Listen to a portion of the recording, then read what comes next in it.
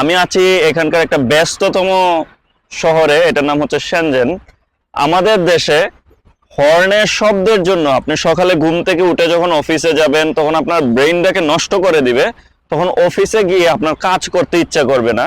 এর জন্যই ঢাকা হচ্ছে পৃথিবীর সবচেয়ে খারাপতম শহরের মধ্যে একটা। ছোটখাটো বিষয়গুলা কিন্তু একটা সরকারের চিন্তা করে না, এর জন্যই কিন্তু এই সরকারগুলা জনবান্ধব না। এখন আপনাদেরকে নিয়ে আসলাম একটা মানুষ, সে সকালে এক্সারসাইজ করছে একটু ভিন্ন আঙ্গিকে। এইটাকে হয়তো বলা হয় কুনফু।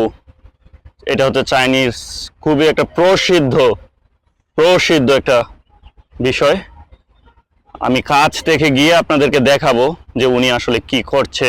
সকালে ঘুম থেকে উঠে একটা গান ছেড়ে রেখেছে বা একটা সাউন্ড ছেড়ে রেখেছে, এইটার উপর ভিত্তি করে উনি কিন্তু বিভিন্ন স্টেপ নিচ্ছে।